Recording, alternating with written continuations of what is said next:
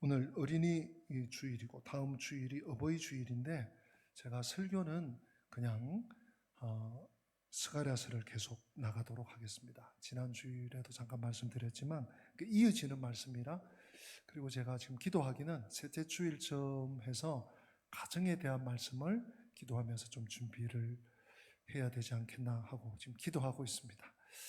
오늘 또 어린이 주일을 맞아 정말 저출산 문제가 국가적인 당락의 문제가 되는 그러한 위기에 있습니다. 우리 각 가정, 다음 세대를 위해서, 또 우리 자녀들을 위해서 정말 기도하기를 쉬는 죄를 범하지 않기를 소망합니다.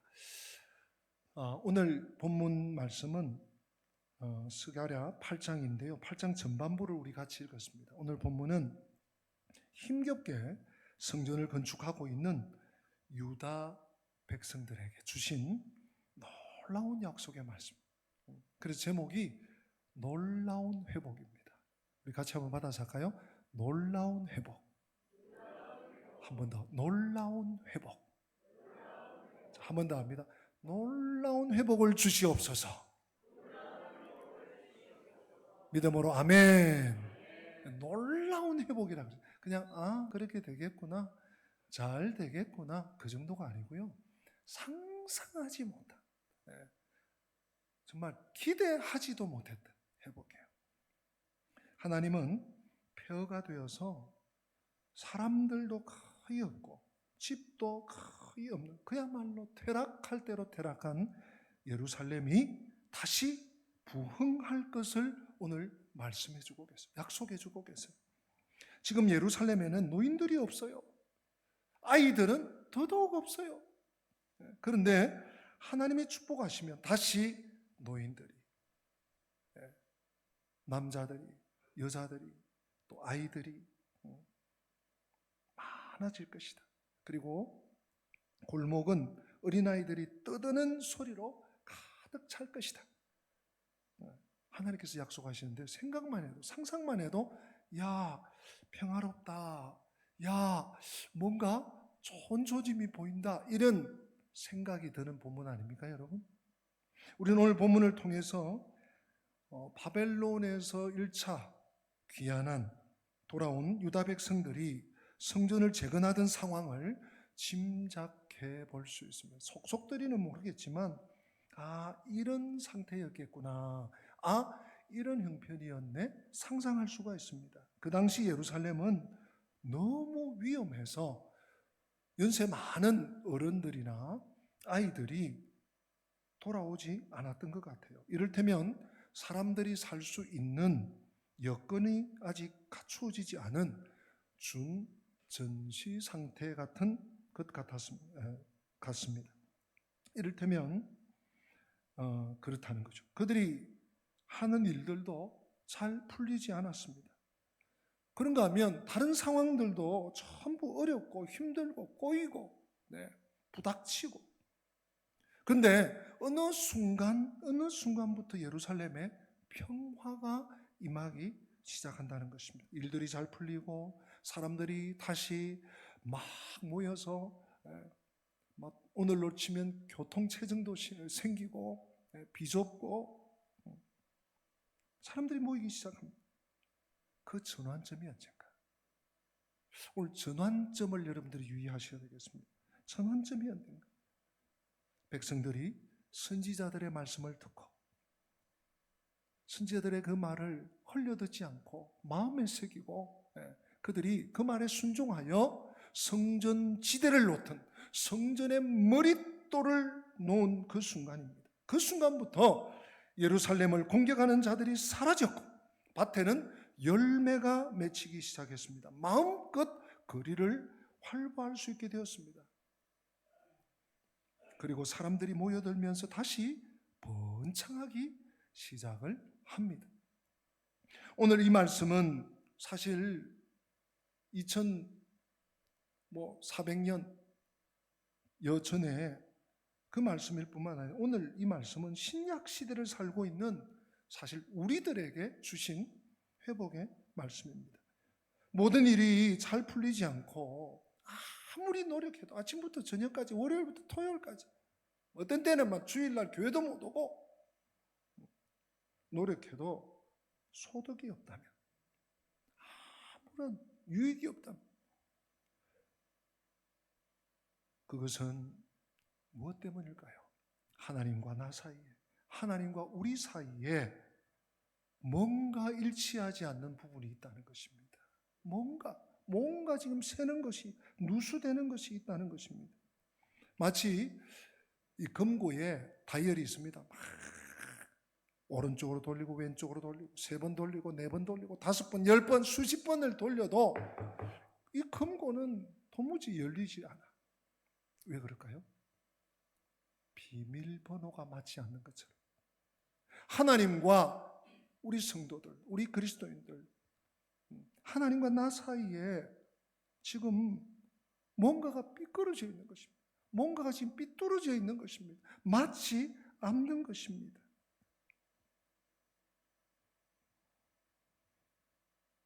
오늘날 우리는 대단히 힘겹게 살아가고 있는 현실을 마주하고 있습니다.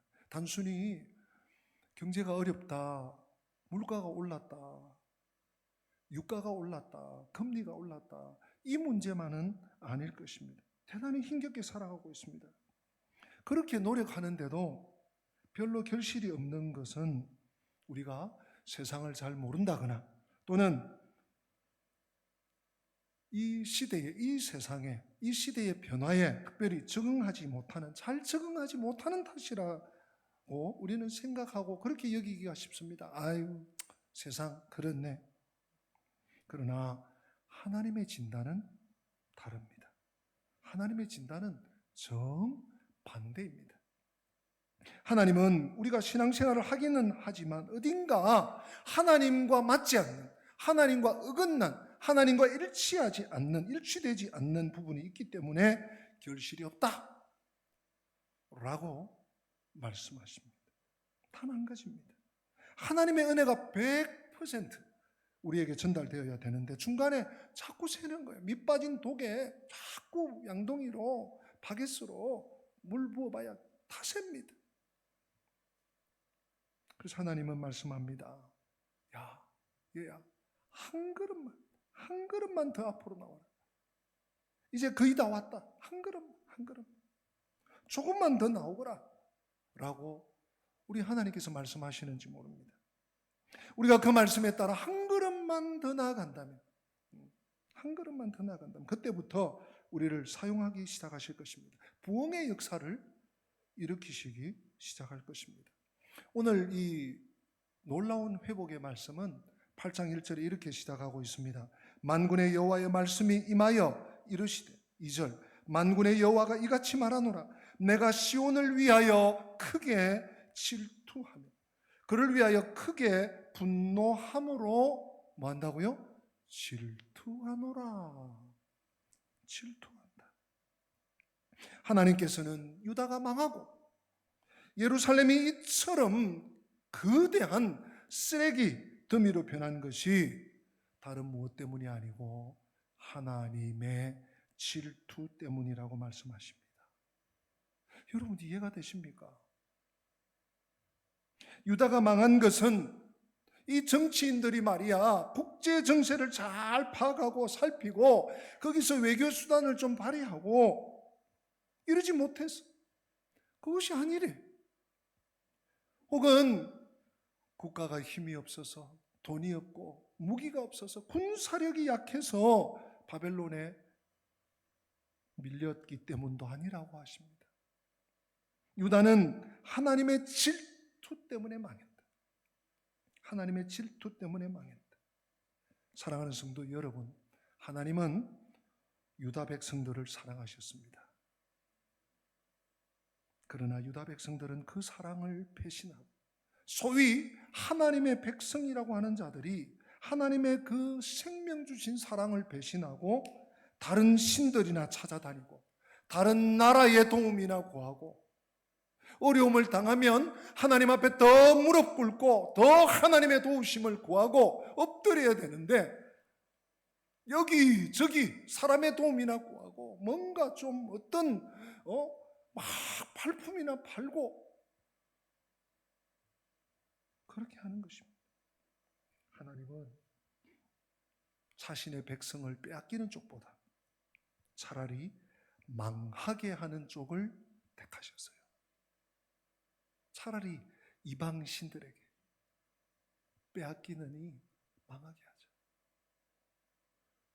사실 오늘날 우리가 하나님에 대해 크게 오해하고 있는 부분이 좀 있습니다.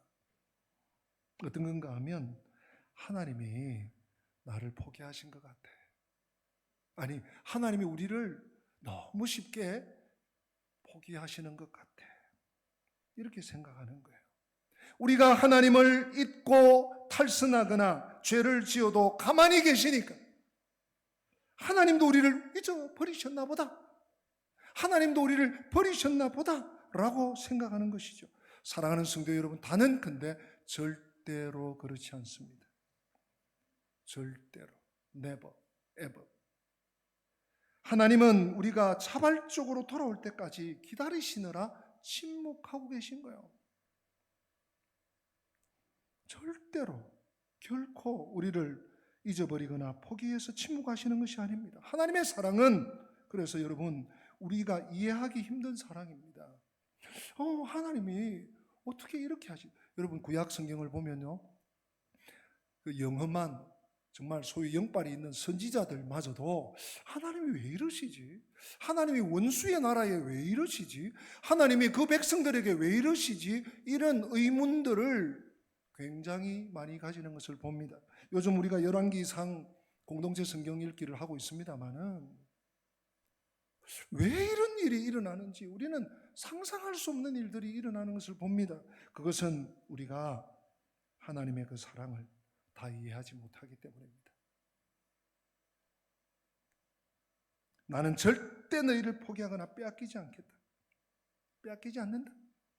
너희를 빼앗기느니 차라리 내 손으로 치겠다라고 하나님 말씀하시는 것입니다. 하나님은 우리가 잘못된 방법으로 복을 받도록 내버려 두시는 분이 아니십니다. 그 잘못된 복이란 말이 좀 어폐가 있습니다만 아무튼 표현하자면 이 잘못된 복은 하나님 전부 빼앗아 가시고 다 빼앗으시고 다 회수하시고 새로운 복, 새로운 은혜, 새로운 회복을 주시는 것입니다. 그래서 오늘 우리가 가장 먼저 생각해보고 상고해봐야 될 말씀이 하나님이 질투하신다. 하나님이 질투하신다는 이 표현입니다. 성도 여러분, 질투는 사실 서로 사랑하는 이성 간에 나타나는 감정입니다. 이성 간의 이 사랑은 소유하려는 사랑입니다. 내가 상대방을 사랑하는 만큼 상대방도 나를 사랑해야 됩니다. 만일 내가 사랑하는 사람이 내가 사랑하는 만큼 나를 사랑하지 않고 다른 누군가를 사랑한다면 뭐가 생깁니까? 그 사람 안에 질투심이 생깁니다. 그것이 질투입니다. 근데 하나님이 질투하신다. 우리는 여기서 몇 가지 질문을 던지게 됩니다. 첫째, 왜 하나님은 유다 백성을 이 이성 간의 사랑처럼 질투하는 사랑으로 사랑하실까? 아니, 다른 사랑도 있고 다른 방법도 있고 다른 표현도 있을 텐데 오늘 여러분 2절 말씀에 두 번이나 내가 시온을 위하여 크게 질투한다. 또 끝에 그를 위하여 크게 분노함으로 질투하노라. 분명히 표현하고 있습니다. 왜 하나님께서 사람처럼 질투한다고 표현하실까요? 우리가 익히 이미 알고 있는 것처럼 하나님과 인간 사이, 하나님과 우리 사이에는 엄청난 차이가 있습니다. 하늘과 땅이 다르듯이 하나님과 우리는 완전히 존재 자체가 다릅니다. 서로 수준이 맞아야 질투를 하든지 말든지 할 것 아닙니까? 하나님 입장에서 사람을 좀 말 안 들어도 좀 그냥 내버려 두셔도 그만이고 포기하셔도 그만인데 왜 하나님께서 인간들처럼 수준 낮게 질투하면서까지 사랑하시는 것일까? 우리는 이런 질문을, 이런 의문을 한번 가져보게 되는 것입니다. 사실 요즘 사람들은 이성간에도 별로 질투하지 않는 것 같아요. 꼭 다 그런 건 아니겠지만 이러는 거죠. 너 싫어? 그러면 네가 할 길로 가. 내가 할 길로 갈게. 이러고 갈라지기도 해요. 그렇지 않습니까? 이런 식이에요. 근데 하나님은 우리를 포기하지 못하시는 것인가? 사실 여러분 잘 들으십시오. 하나님이 우리에게 대해, 나에 대해 질투하신다는 것은 하나님 자신을 무한히 낮추시는 거예요. 신학 용어로, 전문 용어로 비하라고 하죠. 한없이 끝없이 바닥없이 낮추셔서, 자기를 낮추셔서 질투하신다라고 합니다. 또 우리 인간은 한없이 올리시는, 하늘과 땅이 다른 것처럼 만날 수가 없는데 하나님은 비슷하게 레벨을 맞추시는 거예요. 우리를 무한히 높여서 거의 대등한 존재로 우리를 올리시는, 높이시는, 대접하시는 표현입니다. 이 얼마나 엄청난 일입니까? 얼마나 큰 사랑입니까? 사실 우리는 하나님이 나를 질투하신다, 이 질투를 느끼신다는 말씀 앞에 충격을 좀 받으셔야 됩니다. 아니, 하나님이 나 같은 것을 두고 질투하신다. 내가 이렇게 소중한 존재란 말인가? 이렇게 질투하실 정도로 귀한 존재란 말인가? 하나님께 있어서? 하면서 우리는 놀라야 정상입니다. 우리는 잘 믿지 못하지만 하나님은 이 세상 어떤 것보다도 우리를 사랑하십니다. 하나님은 6일 동안 만드신 천지 이 모든 우주 전체가 우리들 때문에, 인간 때문에 파괴되어 버려도 개의치 않으실 만큼, 사랑하는 성도 여러분, 우리를 사랑하십니다. 여러분 한 분 한 분을 너무너무 소중하게 여기십니다. 하나님은 우주 전체보다 우리 한 사람을 건지시는 일을 훨씬 더 소중하게, 중요하게, 가치 있게 여기십니다. 여러분, 그런 의미에서 우리가 우주보다 소중한 존재들입니다. 우리는 그 사랑의 표현에 질투한다, 크게 질투한다, 이 표현에 우리는 경의를 올려드려야 되고 감사를 드려야 할 것입니다. 두 번째 질문을 한번 해보겠습니다. 왜 하나님께서 너를 질투한다 하실까? 만약 우리가 하나님을 싫어한다고 해서 하나님께서도 등을 돌리고 우리를 포기하신다면 어떤 일이 발생할 것 같습니까?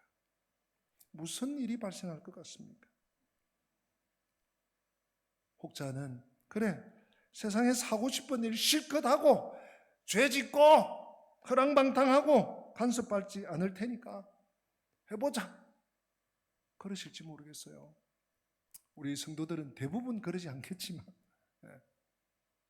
당장은 신날 것입니다. 간섭받지 않으니까. 마치 10대 청소년들이 엄마 아빠 나 간섭하지 마세요, 이 사춘기가 되면 그러잖아요. 그런 거죠. 간섭받지 않으니까 속 시원하게 하고 싶은 대로 다 하고 가보고 싶은 것 다 보고 당장은 좋을 것입니다. 그러나 그 뒤에 따라오는 것은 무엇입니까, 여러분? 멸망입니다. 징벌입니다. 영원한 멸망입니다. 다시는 구원의 기회를 얻을 수가 없습니다. 다시는 하나님께 돌아갈 수 없어요. 그런데 하나님이 어떻게 포기하실 수 있겠습니까? 재난사고 현장에 구조대원들이 제일 먼저 도착합니다. 건물이 무너지고 지진으로 혹은 사태가 일어나서 홍수 피해로 사람들이 집이 유실돼서 무너졌습니다. 그 건물더미 앞에서 구조대원들이 떠나지를 못해요. 낮이 지나고 어두워져서 밤이 돼도 떠나지 못해요. 왜 떠나지 못합니까? 골든타임을 놓치면 이 안에 사람이 있는데, 이 안에 지금 5명이 있는데, 이 안에 지금 사람 소리가 들리는데 못 떠나. 죽거든요. 끝나버리거든요.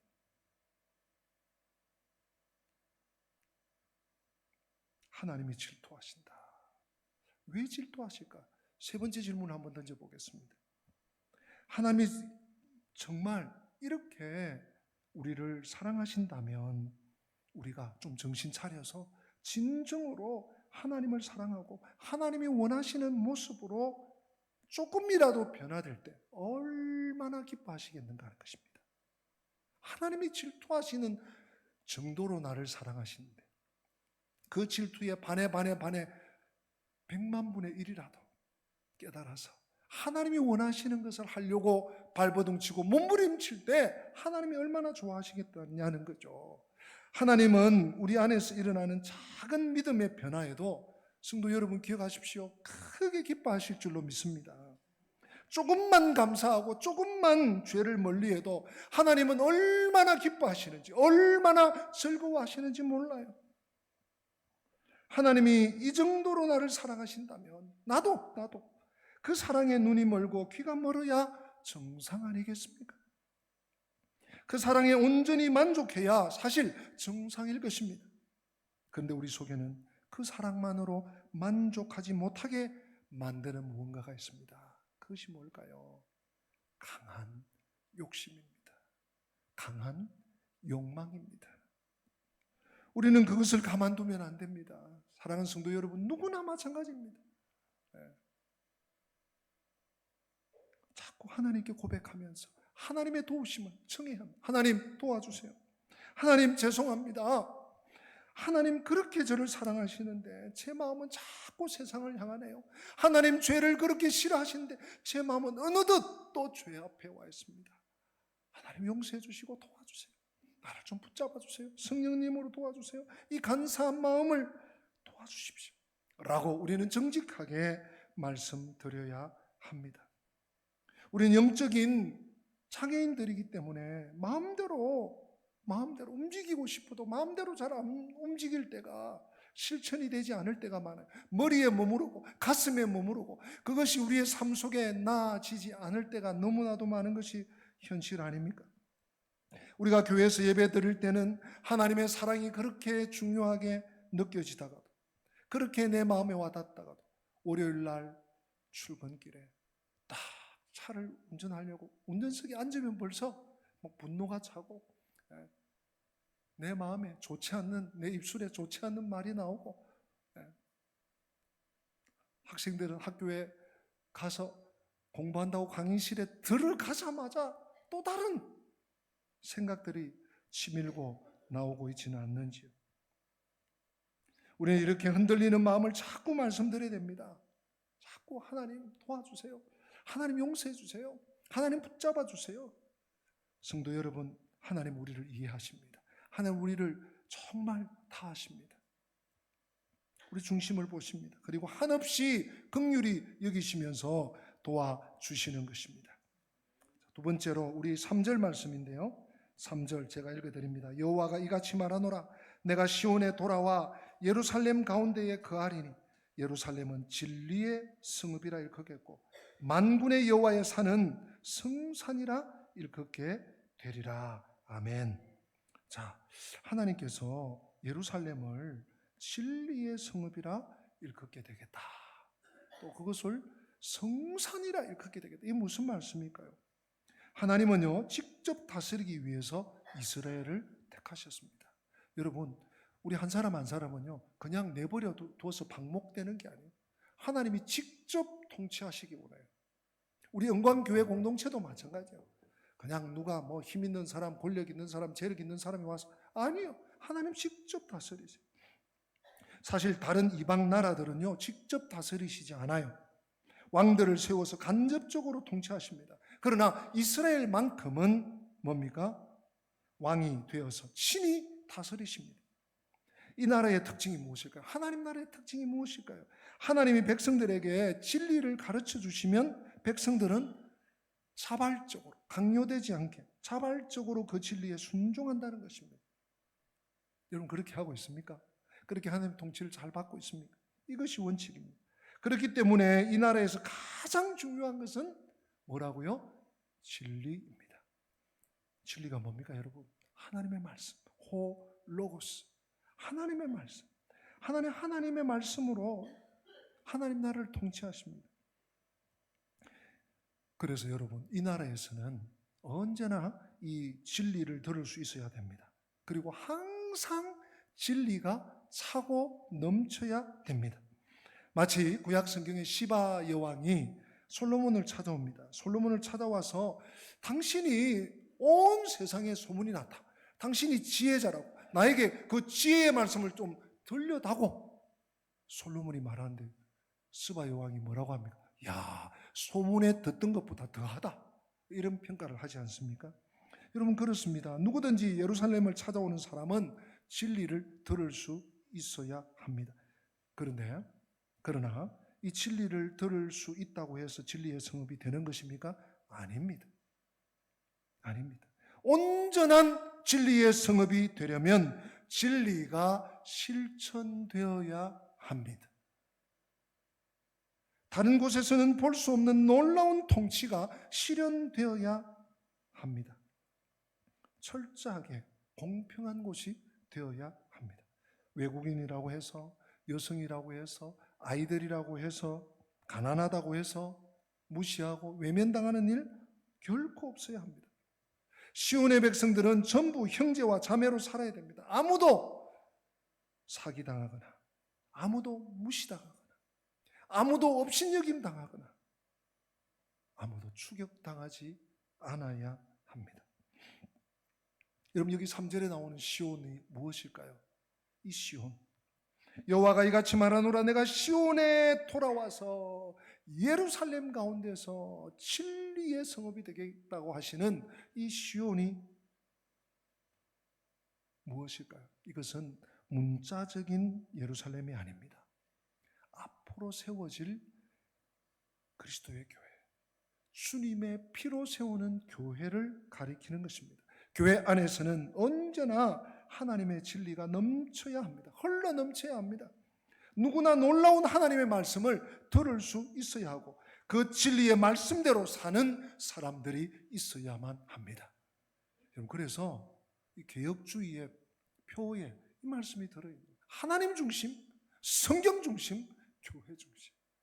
늘 진리가 선포되고 늘 하나님의 말씀이 선포되고 또 선포된 그 말씀대로 살려고 발버둥 치는 성도 공동체, 그곳이 교회예요. 시온 공동체예요. 그런데 문제는 우리 안에 진리를 사랑하는 마음보다 뭐가 더 큽니까? 죄를 사랑하는 마음이 더 큰 것입니다. 죄를 쫓아 살고자 하는 마음이 더 크다는 것입니다. 하나님의 백성의 가장 큰 적은 외부에 있지 않습니다. 저 바깥에 이단 사설도 아닙니다. 하나님의 교회를, 주님의 몸된 교회를 싫어하는 그 누구가 아닙니다. 여러분, 누가 가장 큰 적일까요? 하나님 백성의 가장 큰 적은 자기 속에 있습니다. 내 속에 있는 죄성입니다. 내 속에 있는 죄악입니다. 그래서 늘 기쁜 마음으로만 우리가 말씀을 들을 수가 없습니다. 때로는 말씀대로 살지 못해서 괴로워하면서 들어야 할 때가 많습니다. 이 말씀 괴로워. 그래서 우리 지난주에 이스라엘 백성들처럼 막 귀를 막고 싶을 때가 있어요. 등을 돌리고 싶을 때가 있어요. 성도 여러분, 그렇다고 아예 진리를 떠날 수는 없습니다. 왜요? 진리를 떠난 그리스도인은 물을 떠난 물고기와 같아요. 물을 떠나서 나가면 잘 호흡하고 살 수 있을 것 같지만, 떵떵거리고 살 수 있을 것 같지만 아니에요. 숨도 못 쉬어요. 하나님의 능력을 공급받지 못하기 때문입니다. 사랑하는 성도 여러분, 잘 들어보십시오. 우리도 세상 사람들처럼 죄성을 가진 죄인입니다. 여러분 인정하십니까? 우리 죄인이에요. 죄인이에요. 뭐가 다르죠? 죄인인 줄 아는 죄인. 다른 말로 용서받은 죄인이에요. 용서받은 죄인. 죄인이면서도 죄를 지적하고 죄와 싸우면서 살아야 하니 힘들 수밖에 없습니다. 힘겨울 수밖에 없습니다. 내 힘이 딸립니다. 이런 경우와 같죠. 암에 걸린 의사가 자기 암도 치료해야 돼. 근데 또 암병 걸린, 또 다른 질병에 걸린 환자들을 자기가 치료받으면서 또 치료도 해줘야 돼. 죽을 노릇 아니겠습니까? 그러나 이 일을 해야 돼. 죄를 좋아하는 마음이 있으면서도 죄와 싸우며 다른 사람들의 죄를 다른 죄인들을 건져야 되는 그런 사람들이 바로 우리 그리스도인들이기 때문에 때로는 좌충우돌합니다. 내 자신도 감당이 안 됩니다. 나 자신도 극복이 안 됩니다.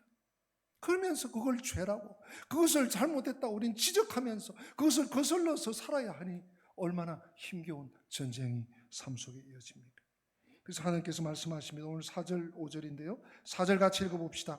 만군의 여호와가 이같이 말하노라. 예루살렘 길거리에 늙은 남자들과 늙은 여자들이 다시 앉을 것이라.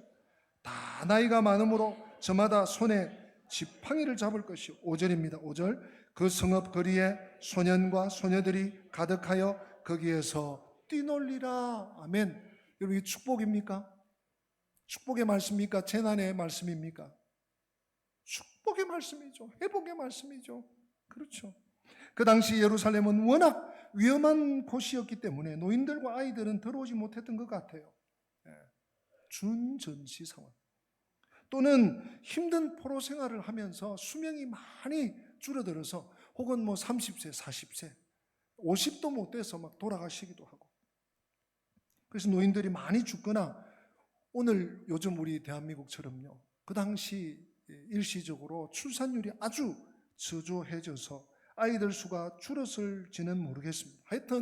여하튼 지금 예루살렘은 평안하지 못했습니다. 사람들도 거의 없습니다. 노인들도 없고 아이들도 없고 젊은 사람들만 좀 남아가지고 거기서 막 성전 짓는다고 뚝딱뚝딱 하고 있습니다. 근데 하나님은 앞으로 예루살렘에 노인들이, 남자, 나이 많은 사람 남자, 나이 많은 사람 여자, 아이들, 많은 어린아이들이 뛰놀게 하겠다 약속하신 것입니다. 이 도시를 다시 부흥시키면서 평화를 주시겠다고 하나님께서 말씀하시고 약속하고 계십니다. 여러분, 그래서 6절에 뭐라고 하십니까? 하나님께서 만군의 여호와가 이같이 말하노라. 이 일이 그날에 남은 백성의 눈에는 기이하려니와 내 눈에야 어찌 기이하겠느냐? 만군의 여호와의 말이니라. 사랑하는 성도 여러분, 사람들은 예루살렘의 회복을 상상할 수 없었습니다. 아니, 이렇게 완전히 바닥을 치고 이렇게 완전히 깡그리 알거지가 됐는데 어떻게 회복된단 말이야? 소도 비빌 언덕이 있어야지. 사람들 그렇게 여겼어요. 상상할 수 없어요. 그만큼 예루살렘은 비참하게 파괴되었던 것입니다. 성을 재건할 인력도 사람들도 없었습니다. 그러나 하나님이 허락하시면 아무리 폐허가 된 성이라도 다시 세워질 수 있으며 아무리 황폐했던 곳이라도 노인과 아이들로 가득 찬 장소가 될 수 있는 줄로 믿으시기 바랍니다. 사랑하는 성도 여러분, 세상을 그렇게 변화시킬 수 있는 힘이 어디에 있습니까? 바로 이 말씀에 있는 것입니다. 오늘 6절 끝에 내 눈에야 어찌 기이하겠네. 너희들은 기이하겠지. 그러나 만군의 여호와 하나님, 내 눈에 그들의 회복되는 것이, 그 성에, 그 빈 성에, 그 빈 깡통 같은 성에 사람들이 가득한 것이 내 눈에야 어찌 기이하겠느냐. 이게 무슨 말씀이에요? 내가 못할 일이 어디 있겠느냐? 여호와 하나님께 능치 못할 일이 어디 있겠느냐? 이런 말씀 아니겠습니까? 여러분, 7절 8절 말씀이 이렇게 이어집니다. 만군의 여호와가 이같이 말하노라. 보라, 내가 내 백성을 해가 뜨는 땅과 해가 지는 땅에서 구원하여 내고, 해가 뜨는 땅과 해가 지는 땅에서 구원해 내고. 8절 끝에 나는 진리와 공의로 그들의 하나님이 되리라. 사랑하는 성도 여러분, 하나님은 온 세상에서 이 백성들을 인도하여 사람이 없는 이곳으로, 이곳 예루살렘으로 모으시고 진리와 공의로 그들을 다스리겠다고 약속하십니다. 진리와 공의로 다스리신다는 것이 무슨 뜻입니까, 여러분? 하나님은 절대 자기 백성들을 속이거나 거짓말하지 않으신다는 확언이 아니겠습니까? 하나님을 사랑하고 의지하는 자들은 반드시 그만한 보상과 상급을 받게 되어 있습니다. 그 믿음대로 갚아주는 것이 하나님의 진리요, 하나님의 공의입니다. 하나님은 절대로 그 백성들을, 하나님 절대로 우리들을 기만하지 않으십니다. 약속대로, 말씀대로 이루시는 것입니다. 오늘 마지막으로 도대체 어디서 이런 전환이 왔냐는 거예요. 지금 현실은 다 무너졌어요. 다 부서졌어요. 사람 하나 없어요. 근데 뭘 보고 선지자는 이렇게 회복되리라 회복되리라 회복되리라 말씀하실까요? 오늘 여러분 그 키가 있습니다. 예루살렘에는 중요한 전환점이 있었습니다. 꼬이고 꼬였던 일들이 풀리기 시작하는 시점이 있었습니다. 그것이 언제일까요? 무슨 일일까요? 여러분 우리 9절 말씀 읽어보십시다. 9절 말씀. 9절 말씀 키가 되는 말씀입니다. 같이 읽습니다. 만군의 여호와가 이같이 말하노라. 만군의 여호와의 집 곧 성전을 건축하려고 그 지대를 샀던 날에 있었던 선지자들의 입의 말을 이날에 듣는 너희는 손을 견고히 할지어다. 아멘. 여러분 보세요. 만군의 여호와가 이같이 말하노라. 만군의 여호와의 집 곧 성전을 건축하려고 그 지대를 샀던 날에 성도 여러분, 이 말씀을 볼 때 우리는 유다 백성들이 성전을 재건할 당시에 이 삶의 기본적인 것들조차 보장받지 못하는 참으로 참담한 현실을 마주하면서 살았던 것을 우리는 확인하게 됩니다. 왜 그런가 하면요, 10절 말씀 보세요. 여러분 10절. 이날 전에는 사람도 삭슬 얻지 못하였고 짐승도 삭슬 받지 못하였으며 사람이 원수로 말미암아 평안히 출입하지 못하였으니 내가 모든 사람을 풀어 어떻게 해요? 서로 취게 하였다. 무슨 말입니까, 여러분? 정말 어려운 형편에 처해 있음을 우리는 볼 수 있습니다. 이날 전에는, 지금 9절이 회복의 정말 터닝 포인트, 삶의 전환점인데요. 이 9절 전에, 이날 전에는 사람도 삭슬 받지 못했고 짐승도 삭슬 받지 못했고, 이게 무슨 말이에요, 여러분? 이것은 그냥 내 노동 착취당했다, 내 이렇게 일해놓고 몇 달치 월급 못 받았다, 이런 차원이 아닙니다, 여러분. 이것은 일한 대가를 받지 못했다는 뜻이 아닙니다. 아무리 일해도, 아무리 노력해도, 아무리 수고해도 열매를 거두지 못했다는 뜻이에요. 얼마나 땅이 척박하고 기후가 좋지 못했던지 씨를 뿌리고 돌았으면 말라 밭을 갈아도 얻는 것이 없어요. 짐승들이 죽도록 일해도 그 입에 뭘 넣어줄 수가 없습니다. 그뿐입니까? 대적들이 어찌나 설치되는지 한시도 편할 틈이 없습니다. 이거 막으면 저기 터집니다. 저기 막으면 저 멀리서 막으면 가까이서 터집니다. 주위에 도적대들이 몰려오고 사마리아 사람들이 몰려와서 괴롭힙니다. 논쟁을 벌입니다. 그뿐입니까? 게다가 유다 공동체, 유다 백성들 서로 자기들끼리 서로 물고 뜯고 싸우고 미워하는 바람에 육체적으로나 정신적으로나 너무너무 힘든 상황, 되어지는 일 아무것도 없습니다. 계속해서 적들은 괴롭힙니다. 내부에서 자기들 자중질환이 일어나서 서로 비판하고 비평하고 뜯고 물고. 성도 여러분, 그런데 그 고달픈 삶에 갑작스런 전환점이 9절인 거예요. 9절. 만군의 여호와가 이같이 말하노라. 만군의 여호와의 집 곧 성전을 건축하려고 그 지대를 샀던 날에.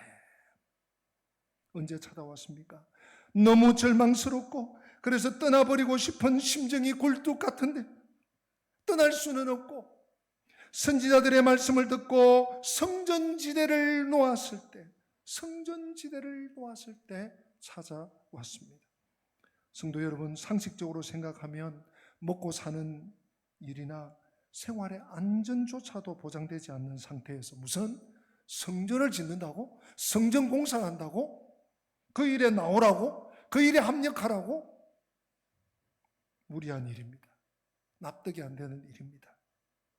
그러나 그 어려운 현실에도 불구하고 억지로라도 성전지대를 놓았을 때 여러분, 놀라운 일이 일어납니다. 갑자기 일이 풀리기 시작합니다. 그동안 꼬였던 것이 설설설설 풀려나갑니다. 대적들도 더 이상 어디 다른 데 출장 갔는지 원정 갔는지 쳐들어오지 않습니다. 백성들끼리도 싸우지도 않습니다. 서로 양보하고 서로 배려하고 서로 공감해주고, 그런 거 아니 밭에서 뭐 푸른 게 올라오는 것 같더니 저게 뭔가 했더니 새싹이 나기 시작합니다. 열매가 맺히기 시작합니다. 성전지대를 놓은 것은 분명한 의지의 표현이었습니다. 이제 우리는 하나님 제일주의로 살겠다. 우리는 하나님만 의지하고 살겠다. 하나님 중심으로 살겠다. 이제 누가 뭐라고 하든지 어떤 어려움이 닥쳐오든지 반드시 성전을 건축하고야 말겠다라는 의지를 천명하자 갑자기 모든 문제가 풀리기 시작했습니다. 사랑하는 성도 여러분, 우리의 삶에도 이러한 전환점이 있어야 하겠습니다. 아니, 우리의 삶에도 이러한 전환점이 있습니다. 지금까지 꼬여있던 문제들이 실타래 풀리듯 설설설 술술술 풀려나가기 시작하는 시점이 있습니다. 여기서 우리가 분명히 알아야 할 사실이 있습니다. 무엇입니까? 하나님 백성들은 무엇보다도 우선순위를 바로 잡아야 한다는 것입니다. 성도들은 우선순위, 우리가 너무너무 잘 알고 있는 말씀이 어디 있습니까? 마태복음 6장 33절. 너희는 먼저 그의 나라와 그의 의를 구하라. 먼저입니다. 여러분, 이 먼저가 우선순위입니다. 지금 스가랴 공동체 포로에서 돌아와서 지금 이 일도 안 되고 저 일도 안 되고 이 일도 막히고 그 일도 안 되는 그러한 시점에 하나님의 성전지대를 놓는 이 일에 동참하는 것, 그것이 너희는 먼저 하나님 나라와 하나님의 의, 거기에 해당되는 거예요. 너희는 먼저 그의 나라와 그의 의를 구하라. 그리하면 이 모든 것을 너희에게 더하시리라. 대원칙 아니겠습니까? 눈앞의 현실과 상관없이 잘못된 우선순위를 바로 잡고 하나님께 먼저 순종하고 헌신하면 이상하게도 그때부터 하나님이 함께 하십니다. 하나님이 동행하십니다. 하나님이 일하십니다. 하나님의 역사하심이 나타나기 시작하는 것입니다. 우리가 아무리 하나님을 사랑하고 말씀대로 산다 해도 성도 여러분 기억하십시오. 한 걸음 더 나아가 순종해야 할 일들이 있습니다. 그런가 하면 한 걸음 더 나아가 포기해야 할 것도 있습니다. 나는 열심히 그래도 신앙생활하고 나 열심히 그래도 예배도 드리고 하는데 하고 의아해 하실 거 아닙니다. 거기서 한 걸음 더 나가야 됩니다. 하나님 앞에 내려놓아야 할 것을 내려놓아야 합니다. 포기해야 될 것을 포기해야 합니다. 순종해야 할 것을 순종해야 합니다. 유다 백성들에게 성전지대를 놓는 일이 바로 그것이었습니다. 그들이 성전지대를 놓은 것은 분명한 헌신의 표시였습니다. 아무리 상황이 어려워도 하나님이 기뻐하시는 일부터 하겠다, 하나님 중심으로 하겠다, 하나님 것을 먼저 하겠다 하는 결단의 표시였던 것입니다. 바로 그때부터 기도의 응답이 나타나기 시작했습니다. 여러분 11절 말씀 우리 같이 읽어보십시다. 11절 시작. 만군의 여호와의 말씀이니라. 이제는 내가 이 남은 백성을 대하기를 옛날과 같이 아니할 것인즉. 12절도 읽읍시다. 곧 평강의 씨앗을 얻을 것이라. 포도나무가 열매를 맺으며 땅이 산물을 내며 하늘은 이슬을 내리리니 내가 이 남은 백성으로 이 모든 것을 누리게 하리라. 아멘. 이처럼 우선순위를 바로 잡으면 우리의 생활 주변에 근본적인 변화가 나타나기 시작합니다. 고생하지 않고 편안하게 추수합니다. 때가 되면 추수합니다. 포도나무가 열매를 맺습니다. 땅이 산물을 냅니다. 하늘이 이슬을 내리는 일이 자연스럽게 일어나기 시작합니다. 오늘 하나님께서 결론적으로 하시는 말씀이 무엇입니까? 그 말씀이 13절 말씀입니다. 13절 말씀 함께 합니다.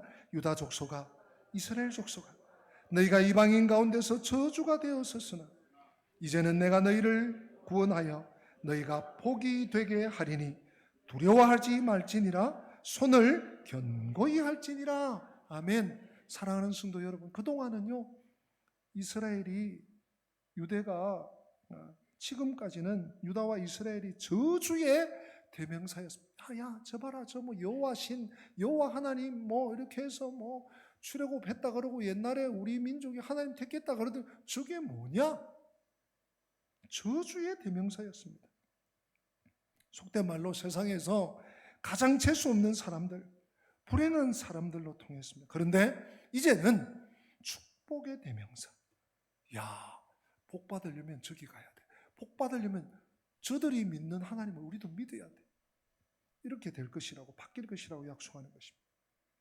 이제부터는 그들을 통해 마음껏 세상을 축복하시겠다. 여러분, 이 13절의 약속이 무슨 약속입니까? 아브라함 언약입니다. 너로 통해 만민이 복을 받게 하겠다. 너로 복의 근원이 되게 하겠다. 너로 복의 통로가 되게 하겠다. 복이 되게 하겠다는 그 원어가 아브라함이 받은 하나님의 언약이에요. 아브라함의 언약에 토시 하나 틀리지 않고 스가랴 8장 13절에 복이 되게 하겠다. 너로 누리게 하겠다. 이 말씀입니다. 그야말로 놀라운 회복이죠. 성도 여러분, 진정한 복은 세상에 있지 않습니다. 그런데도 자꾸 세상에 뭐가 있다고, 세상에 복이 있다고 생각하는 것이 우리의 함정이고 올무입니다. 진정한 복은 우리 하나님께 있는 줄로 믿으시기 바랍니다. 혹시 아직도 망설이면서 머뭇하면서 결단하지 못하는 부분이 있습니까? 하나님께 한 걸음만 더 나아가시기 바랍니다. 주님의 손을 붙잡는 그 손을 약하게 하지 마시기 바랍니다. 하나님에게서 도망치려고 하지 마시기 바랍니다. 하나님 원망하지 마시기 바랍니다.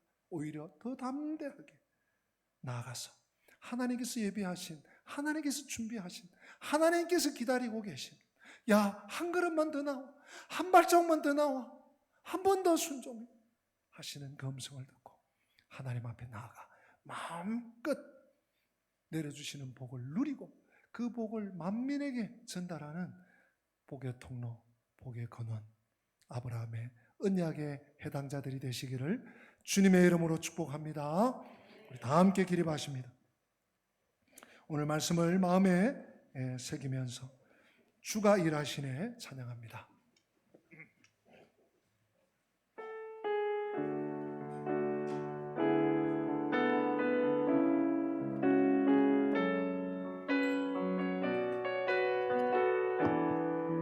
날이 저물어 갈 때, 날이 저물어 갈 때, 빈들에서 걸을 때, 그때가 하나님의 때. 내 힘으로 안 될 땐, 빈손으로 걸을 땐, 내가 고백해 여호와 주가 일하시네, 주가 일하시네, 주가 일하시네. 주께 아끼지 않는 자에게 주가 일하십니다. 주님이 하십니다. 주가 일하시네, 주가 일하시네. 신뢰하며 걷는 자에게 우리 모인 이곳에 주님 함께 계시네. 누리네 아버지 은혜. 적은 떡과 물고기 내 모든 걸 드릴 때 모두 고백해 여호와 이에. 아멘. 주가 일하십니다. 주가 일하시네, 주가 일하시네. 주께 아끼지 않는 자에게 주가 일하시네, 주가 일하시네. 신뢰하며 걷는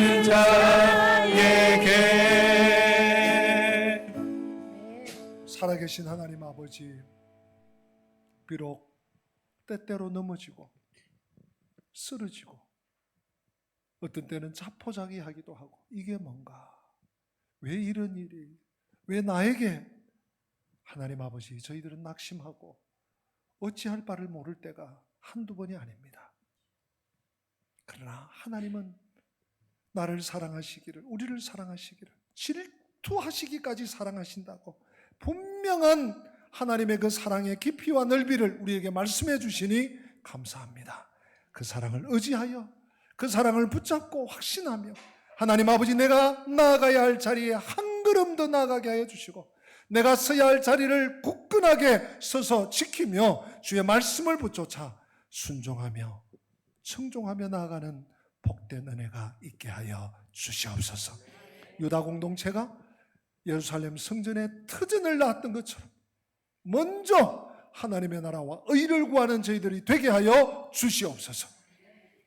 주 예수 그리스도의 은혜와 하나님 우리 아버지의 변함없는 사랑과 보혜사 성령님의 교통하심이, 하나님의 회복을, 하나님의 놀라운 회복을 기대하며 기도하며 바라며 소망하며, 내가 있어야 할 자리, 내가 걸어야 할 길을 끝까지 걸어가기를 소망하고 또 무장하고 하나님의 집을 떠나는 주의 백성들 머리 위에, 주님의 몸된 교회 위에 지금부터 영원토록 함께 계실지어다.